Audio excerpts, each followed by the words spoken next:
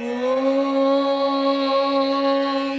कौसल्या सुप्रजा रामपूर्वा सन्ध्या प्रवर्तते उत्तिष्ठ नरशार्दूला कर्तव्यं दैवमान्निकम् कौसल्या सुप्रजा रामपूर्वा सन्ध्या प्रवर्तते उत्तिष्ठ नरशार्दूला कर्तव्यं दैवमान्निकम् उत्तिष्ठोत्तिष्ठ गोविन्द उत्तिष्ठ गरुडध्वज उत्तिष्ठ कमलाकान्त त्रैलोक्यं मङ्गलं कुरु उत्तिष्ठोत्तिष्ठ गोविन्द उत्तिष्ठ गरुडध्वज उत्तिष्ठ कमलाकान्त त्रैलोक्यं मङ्गलं कुरु मातः समस्त जगतां मधुकैटभारे वक्षो विहारिणि मनोहर दिव्यमूर्ते श्रीस्वामिनिश्रित जनप्रिय धानशीले श्रीवेङ्कटाचलपते तव सुप्रभातम् तव सुप्रभातमरविन्दलोचने भवतु प्रसन्नमुखचन्द्रमण्डले विधिशङ्करेन्द्रवनिताभिरर्चिते वृषशैलनाददयिते दयानिते अत्र्यातिसप्तऋषयः समुपस्य सन्ध्याम् आकाशसिन्धुकमलानि मनोहराणि आदाय पादयुगमर्चयतु प्रपन्नाः शेषाद्रिशेखर विभो तव सुप्रभातम्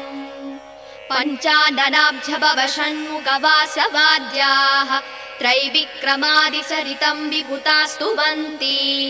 भाषापतिः पठति वासरशुद्धिमारात् शेषाद्रिशेखर विभो तव सुप्रभातम् ईषत् प्रफुल्ल सरसीरुहनारिकेळ पूगद्रुमारि सुमनोहर पालिकानाम् आवादिमन्दमनिलः सह दिव्यगन्धैः शेषाद्रिशेखर विभो तव सुप्रभातम् उन्मील्य नेत्रयुगमुत्तम पञ्जरस्ताः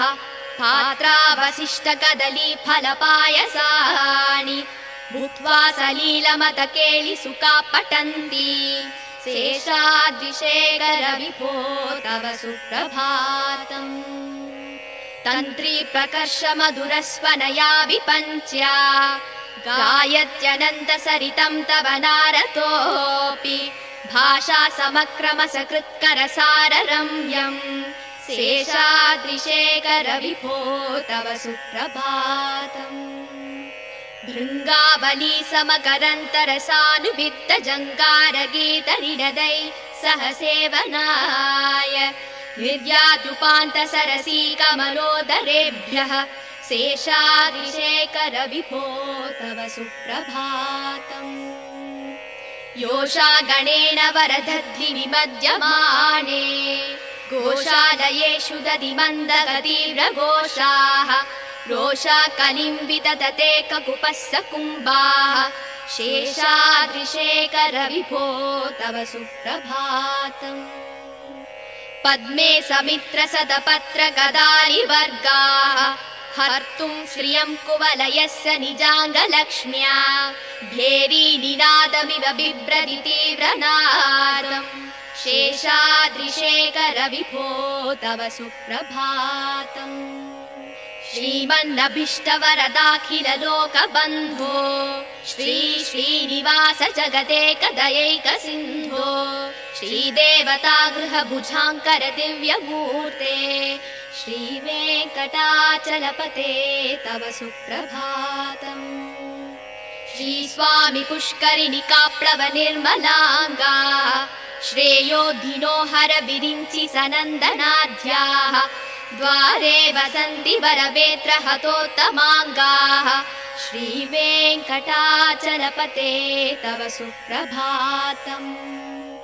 श्रीशेषशैलगरुडाचल वेङ्कटाद्रिनारायणाद्रिविषवाद्रिविषाद्रिमुख्याम्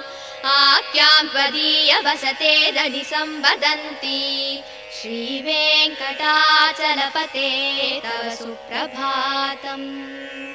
सेवा परा शिव सुरेश कृशानुधर्म रक्षोऽम्बुनाथ भवमान धनाधिनाथाः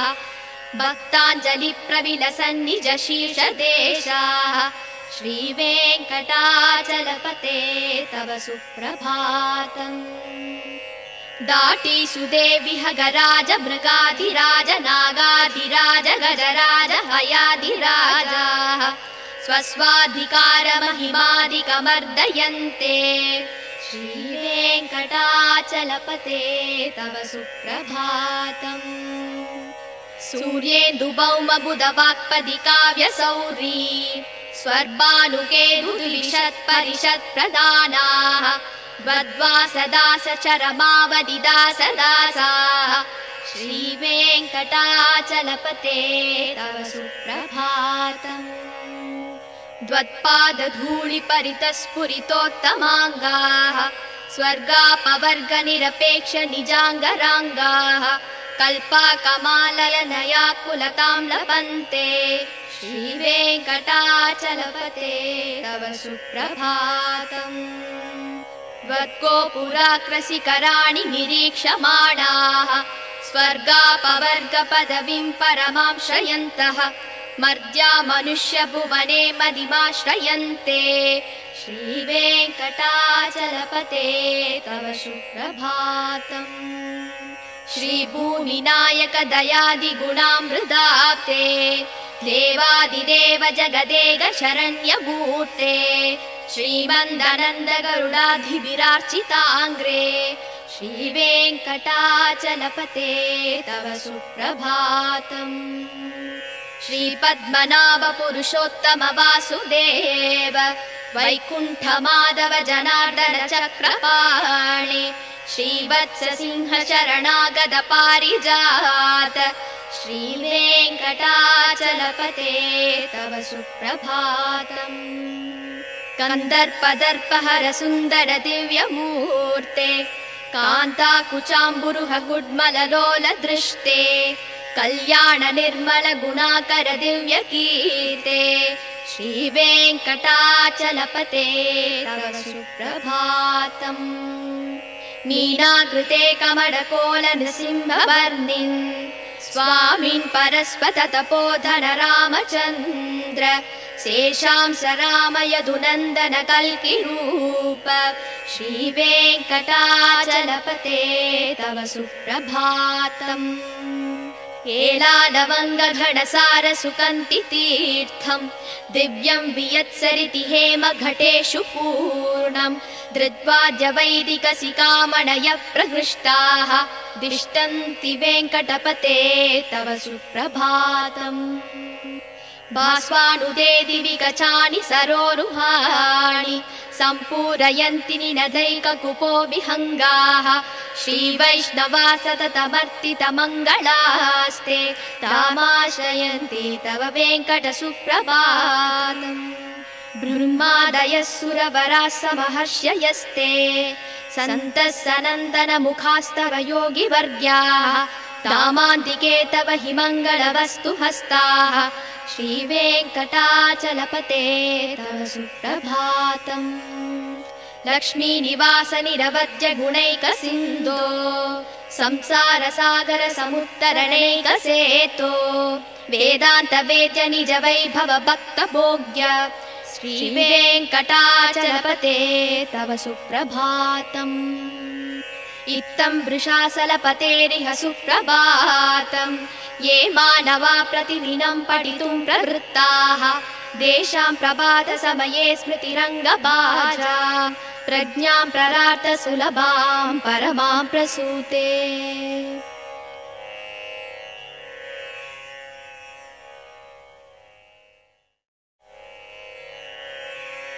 ॐ कौसल्या सुप्रजा रामपूर्वा सन्ध्या प्रवर्तते उत्तिष्ठ नरशार्दूल कर्तव्यं दैवमान्निकम्। कौसल्या सुप्रजा रामपूर्वा सन्ध्या प्रवर्तते उत्तिष्ठ नरशार्दूल कर्तव्यं दैवमान्निकम्। उत्तिष्ठोत्तिष्ठ गोविन्द उत्तिष्ठ गरुडध्वज उत्तिष्ठ कमलाकान्त त्रैलोक्यं मङ्गलं कुरु। उत्तिष्ठोत्तिष्ठ गोविन्द उत्तिष्ठ गरुडध्वज उत्तिष्ठ कमलाकान्त त्रैलोक्यं मङ्गलं कुरु मातः समस्त जगतां मधुकैटभारे वक्षो विहारिणि मनोहर दिव्यमूर्ते श्रीस्वामि निश्रित जनप्रिय धानशीले श्रीवेङ्कटाचलपते तव सुप्रभातम् तव सुप्रभातमरविन्दलोचने भवतु प्रसन्नमुखचन्द्रमण्डले विधिशङ्करेन्द्रवनिताभिरर्चिते वृषशैलनाददयिते दयानिते अत्र्याति सप्तऋषयः समुपस्य सन्ध्याम् आकाशसिन्धुकमलानि मनोहराणि आदाय पादयुगमर्चयतुं प्रपन्नाः शेषाद्रिशेखरविभो तव सुप्रभातम् पञ्चाननाब्जभव षण्मुखवासवाद्याः त्रैविक्रमादिसरितं विभुतास्तुवन्ति भाषापतिः पठति वासरशुद्धिमारात् शेषाद्रिशेखरविभो तव सुप्रभातम् ईषत्प्रफुल्ल सरसीरुहनारिकेळपूगद्रुमारि सुमनोहर पालिकानाम् आवादिमन्दमनिलः सह दिव्यगन्धैः शेषाद्रिशेखरविभो तव सुप्रभातम् उन्मील्य नेत्रयुगमुत्तम पञ्जरस्ताः पात्रावशिष्टकदलीफलपायसानि भूत्वा सलीलमतकेलिसुखा पठन्ति शेषाद्रिशेखरविभो तव सुप्रभातम् तन्त्री प्रकर्ष मधुरस्वनया विपञ्च्या गायत्यनन्तसरितं तव नारतोऽपि भाषा समक्रमसकृत्करसाररम्यम् शेषाद्रिशेखरविभो तव सुप्रभातम् भृङ्गावली समकरन्तरसानुवित्तजङ्कारगीतरिणदै सह सेवनाय निर्यातुपान्तसरसी कमलोदरेभ्यः शेषाद्रिशेखरविभो तव सुप्रभातम् योषा गणेन वरदद्विनिमज्यमाने घोषालयेषु दधिमन्दगतीव्रघोषाः रोषा कलिं विदधते ककुपस्स कुम्भाः शेषाद्रिशेखरविभो तव सुप्रभातम् पद्मे समित्र सदपत्र गदारिवर्गाः हर्तुं श्रियं कुवलयस्य निजाङ्गलक्ष्म्या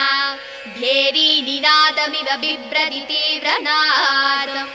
शेषाद्रिशेखरविभो तव सुप्रभातम् श्रीमन्नभीष्टवरदाखिललोकबन्धो श्री श्रीनिवास जगदेकदयैकसिन्धो श्रीदेवतागृहभुजाङ्कर दिव्यमूर्ते श्रीवेङ्कटाचलपते तव सुप्रभातम् श्रीस्वामि पुष्करिणिकाप्लव निर्मलाङ्गा श्रेयोधिनो हर विरिञ्चि सनन्दनाध्याः द्वारे वसन्ति वरवेत्र हतोत्तमाङ्गाः श्रीवेङ्कटाचलपते तव सुप्रभातम् श्रीशेषशैलगरुडाचल वेङ्कटाद्रिनारायणाद्रिविषवाद्रिविषाद्रिमुख्याम्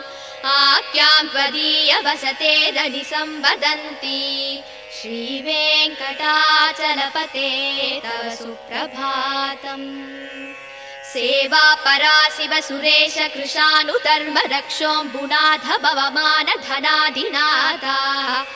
भक्ताञ्जलि प्रविलसन्निज शीर्षदेशाः श्रीवेङ्कटाचलपते तव सुप्रभातम्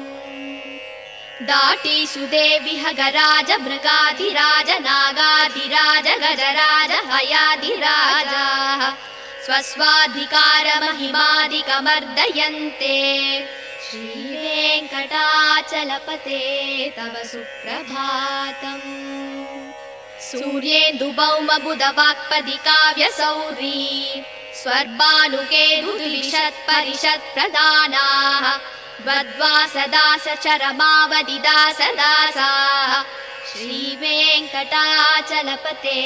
तव सुप्रभातम् द्वत्पादधूलिपरितस्फुरितोत्तमाङ्गाः स्वर्गापवर्गनिरपेक्ष निजाङ्गराङ्गाः कल्पाकमालयनया कुलतां लपन्ते श्रीवेङ्कटाचलपते तव सुप्रभातम् त्वद्गोपुराकृशिखराणि निरीक्षमाणाः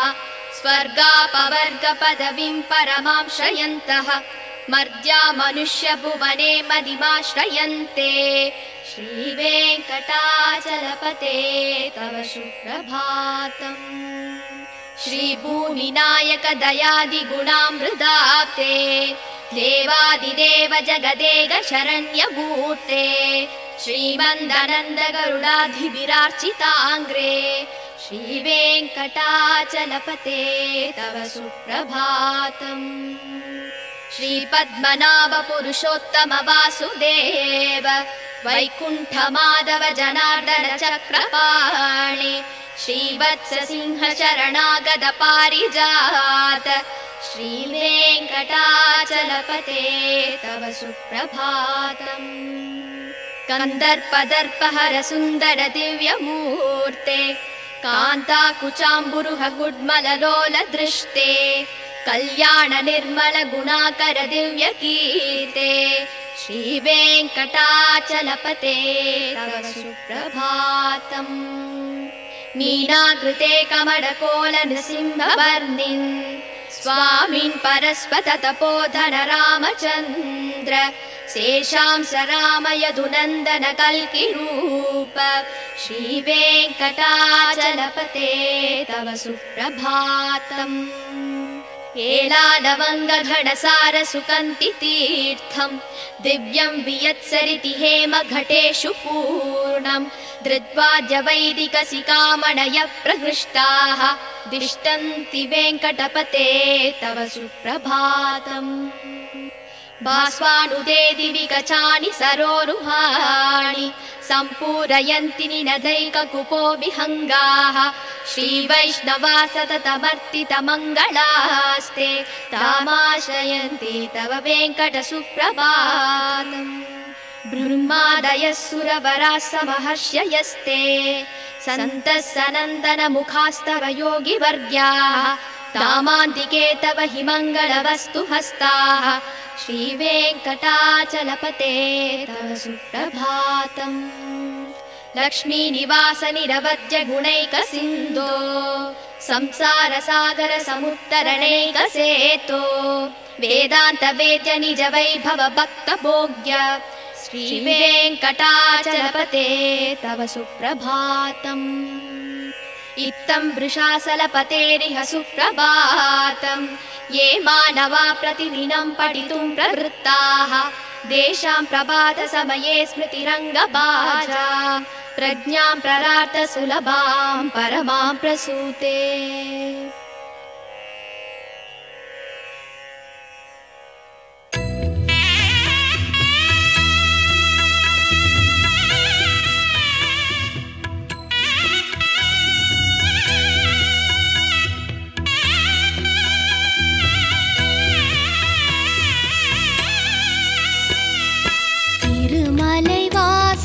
श्री श्रीनिवासा तिरुमगळ पोற்றும் अழகிयने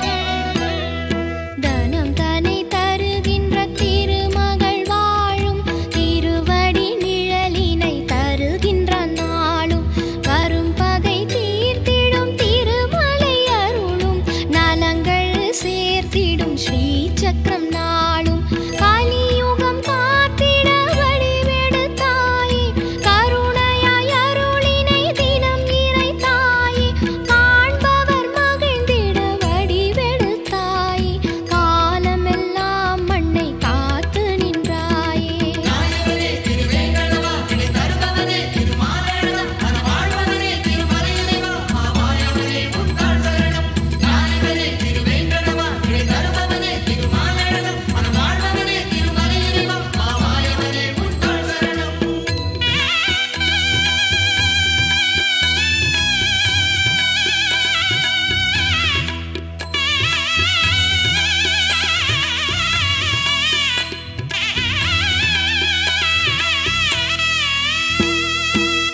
வெங்கடமலையை நாம் நினைத்தாலே வேதனை மறையும் அவன் நாமத்தாலே செல்வங்கள் பொழியும் வான்மழை போலே தினம் அவன் மலரடி தொழுது வந்தாலே ஆயிரம் சூரியன் ஒளி என நீயும் மலைகளில் திகழ்ந்தாய் மகிமைகள் அறிந்தோம் மாயனே உன்னடி சரணங்கள் ஐயா மாதவனே உந்தன் நாமங்கள் மறவேன்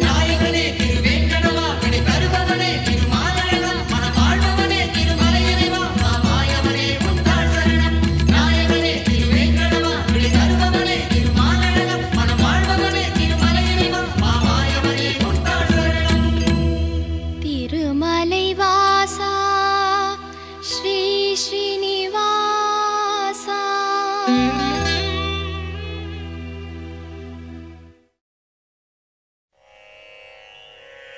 கமலம் மலர் மேல் வசிக்கும் மகளே உறைவாள் பெருமாள் திருமார்பினிலே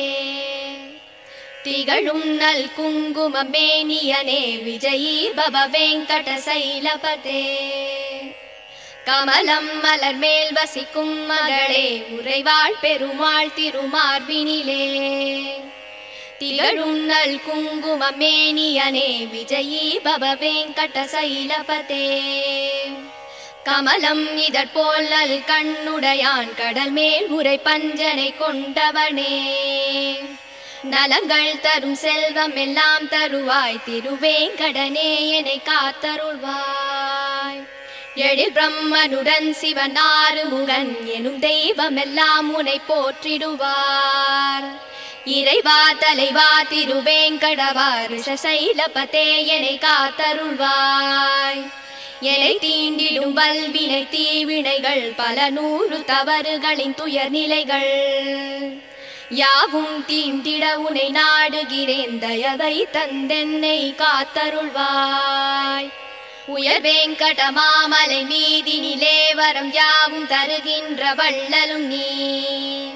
மறைகள் போற்றும் பரம்பொருள் மறவேன் உனையின்றி தெய்வம் இல்லை குழலின் ஒளியால் பல நூறு கோடி அழகிய கோபியர் கண்டவன் நீ பல நூறு கோடி மதனின் அழகை வசுதேவன் மகன் உனை அறிவேனே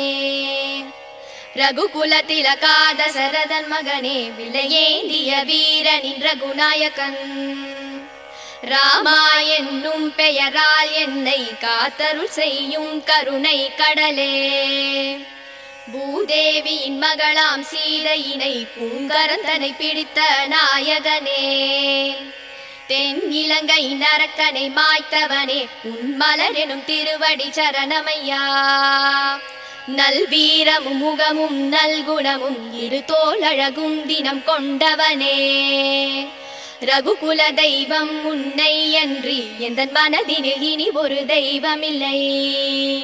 உன்னை அன்றி தெய்வம் இலை வெங்கடேஷா உன் நாமம் வேறின்றி ஏதுமில்லை ஸ்ரீனிவாசா ஹரே வெங்கடேஷா அருள்வாய் அருள்வாய் மரவேன் வெங்கடேஷா விருப்பம் அருள்வாய் மனம் முந்தன் அடியை மறவாமல் இருக்க தினம் உன்னை தியானித்து நிற்கின்றேன் அதன் காரணத்தால் முந்தன் திருக்கோலம் எனக்கருள் செய்திடுவாய் பிரபு வெங்கடேஷா பிறவிகளால் ஏற்பட்ட தீவினையால் பிழைகள் 100 செய்தேன். மன்னித்தருள் மன்னித்தருள் சேஷசைல சிகாமணி.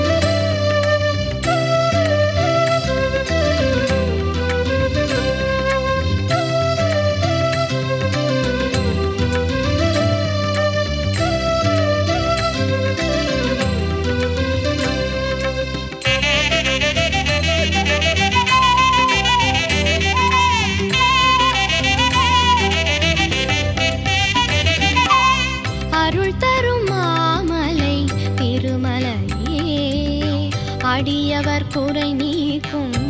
ஏழுமலை, அருள் தரும் மாமலை திருமலையே, அடியவர் குறை நீக்கும்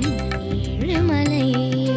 வருவோர்க்கும் தொழுவோர்க்கும் திருநாமம் துணை நிற்கும் அதுதானே திருவேங்கடம், தனம் யாவும் முனை சேரும் குலம் யாவும் தழை தோங்கும் தினம் பாடு திருமந்திரம், பல யுகங்களாய் உன்னை சேர்ந்திடும் அருள் தரும் மாமலை திருமலையே, அடியவர் குறை நீக்கும் ஏழுமலையே.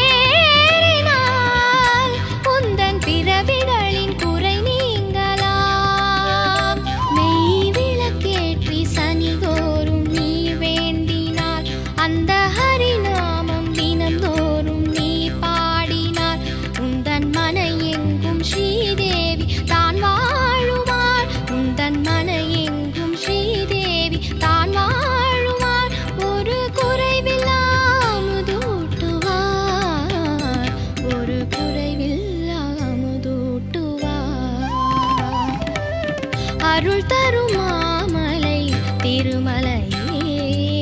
அடியவர் குறை நீக்கும் ஏழுமலையே.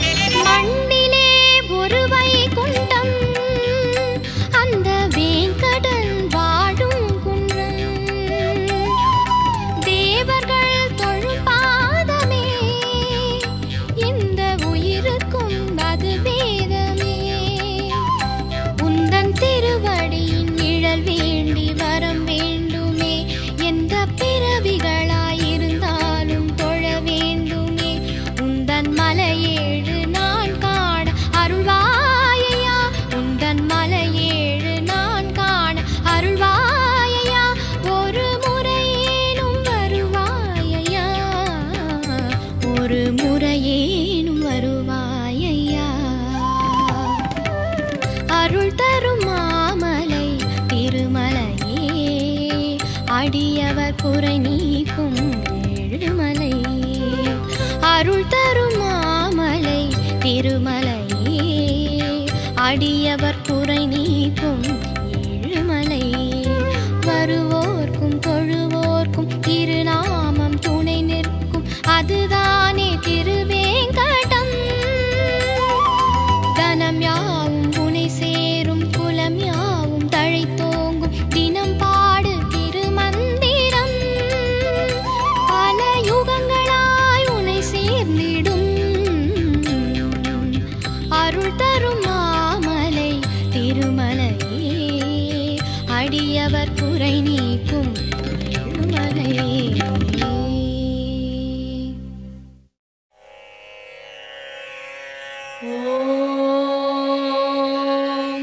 कौसल्या सुप्रजा रामपूर्वा सन्ध्या प्रवर्तते, उत्तिष्ठ नरशार्दूल कर्तव्यं दैवमान्निकम्, कौसल्या सुप्रजा रामपूर्वा सन्ध्या प्रवर्तते उत्तिष्ठ नरशार्दूल कर्तव्यं दैवमान्निकम् उत्तिष्ठोत्तिष्ठ गोविन्द उत्तिष्ठ गरुडध्वज उत्तिष्ठ कमलाकान्त त्रैलोक्यं मङ्गलं कुरु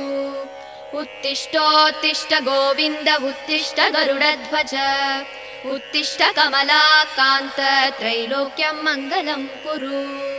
मातः समस्त जगतां मधुकैटभारे वक्षो विहारिणि मनोहर दिव्यमूर्ते श्रीस्वामिनि श्रित जनप्रिय धानशीले श्रीवेङ्कटाचलपते तव सुप्रभातम् तव सुप्रभातमरविन्दलोचने भवतु प्रसन्नमुखचन्द्रमण्डले विधिशङ्करेन्द्रवनिताभिरर्चिते वृषशैलनाददयिते दयानिते अत्र्यातिसप्तऋषयः समुपस्य सन्ध्याम् आकाशसिन्धुकबलानि मनोहराणि आदाय पादयुगमर्चयतु प्रपन्नाः शेषाद्रिशेखर विभो तव सुप्रभातम् पञ्चाननाब्ज भव षण्मुखवासवाद्याः त्रैविक्रमादिसरितं विभुतास्तुवन्ति भाषापतिः पठति वासरशुद्धिमारात् शेषाद्रिशेखर विभो तव सुप्रभातम् ईषत् प्रफुल्ल सरसीरुहनारिकेळपूगद्रुमारि सुमनोहर पालिकानाम् आवादिमन्दमनिलः सह दिव्यगन्धैः शेषाद्रिशेखर विभो तव सुप्रभातम् उन्मील्य नेत्रयुगमुत्तम पञ्जरस्ताः पात्रावशिष्ट कदली फलपायसानि भूत्वा सलीलमतकेलि सुखा पठन्ति शेषाद्रिशेखर विभो तव सुप्रभातम् तन्त्री प्रकर्ष मधुरस्वनया विपञ्च्या गायत्यनन्त सरितं तव नारतोऽपि भाषा समक्रम सकृत्करसाररम्यम् शेषाद्रिशेखर विभो तव सुप्रभातम् भृङ्गावली समकरन्तरसानुवित्त जङ्गारगीतरिणदै सह सेवनाय निर्यातुपान्त सरसी कमलोदरेभ्यः शेषाद्रिशेखर विभो तव सुप्रभातम् योषा गणेन वरदध्रि विमध्यमाने गोशालयेषु दधिमन्दगतीव्रघोषाः रोषा कलिं विदधते ककुपस्स कुम्भाः शेषाद्रिशेखर विभो तव सुप्रभातम् पद्मे समित्र सदपत्र गदारिवर्गाः हर्तुं श्रियं कुवलयस्य निजाङ्गलक्ष्म्या भेरी निनादमिव बिभ्रति तीव्रनादम् शेषाद्रिशेखर विभो तव सुप्रभातम् श्रीमन्नभीष्टवरदाखिल लोकबन्धो श्री श्रीनिवास जगदेकदयैक सिन्धो श्रीदेवता गृहभुजाङ्कर दिव्यमूर्ते श्रीवेङ्कटाचलपते तव सुप्रभातम् श्रीस्वामि पुष्करिणि काप्लव निर्मलाङ्गा श्रेयोधिनो हर विरिञ्चि सनन्दनाद्याः द्वारे वसन्ति वरवेत्र हतोत्तमाङ्गाः श्रीवेङ्कटाचलपते तव सुप्रभातम् श्रीशेषशैलगरुडाचल वेङ्कटाद्रिनारायणाद्रिविषवाद्रिविषाद्रिमुख्याम् आख्यां त्वदीय वसते रनि संवदन्ति श्रीवेङ्कटाचलपते तव सुप्रभातम् सेवा परा शिव सुरेश कृशानुधर्म रक्षोऽम्बुनाथ भवमान धनाधिनाथा भक्ताञ्जलि प्रविलसन्निज शीर्ष देशाः श्रीवेङ्कटाचलपते तव सुप्रभातम् दाटीषु देविह गराज मृगाधिराज नागाधिराज गजराज हयाधिराजाः स्वस्वाधिकारमहिमादिकमर्दयन्ते श्रीवेङ्कटाचलपते तव सुप्रभातम् सूर्येन्दुभौमबुधवाक्पदी काव्यसौरी स्वर्भानुकेतुद्विषत्परिषत्प्रदानाः द्वद्वासदासचरमावदिदासदासाः श्रीवेङ्कटाचलपते तव सुप्रभातम् द्वत्पादधूलिपरितस्फुरितोत्तमाङ्गाः स्वर्गापवर्गनिरपेक्षनिजाङ्गराङ्गाः कल्पाकमाललनयाकुलतां लभन्ते श्रीवेङ्कटाचलपते तव सुप्रभातम् त्वद्गोपुराग्रशिखराणि निरीक्षमाणाः स्वर्गापवर्गपदवीं परमां श्रयन्तः मर्त्या मनुष्यभुवने मदिमाश्रयन्ते श्रीवेङ्कटाचलपते तव सुप्रभातम् श्रीभूमिनायक दयादिगुणामृताप्ते देवादिदेव जगदेक शरण्यमूर्ते श्रीमन्दनन्द गरुडाधिभिरार्चिताङ्ग्रे श्रीवेङ्कटाचलपते तव सुप्रभातम् श्रीपद्मनाभ पुरुषोत्तम वासुदेव वैकुण्ठमाधव जनार्दन चक्रपाणि श्रीवत्स सिंह शरणागत पारिजात श्रीवेङ्कटाचलपते तव सुप्रभातम् कन्दर्पदर्पहर सुन्दर दिव्यमूर्ते कान्ताकुचाम्बुरुह गुड्मललोल दृष्टे कल्याण निर्मल गुणाकर दिव्यकीर्ते श्रीवेङ्कटाचलपते तव सुप्रभातम् मीनाकृते कमलकोल नृसिंहवर्णिन् स्वामिन् परस्पत तपोधन रामचन्द्र शेषांस राम यदुनन्दन कल्किरूप श्रीवेङ्कटाचलपते तव सुप्रभातम्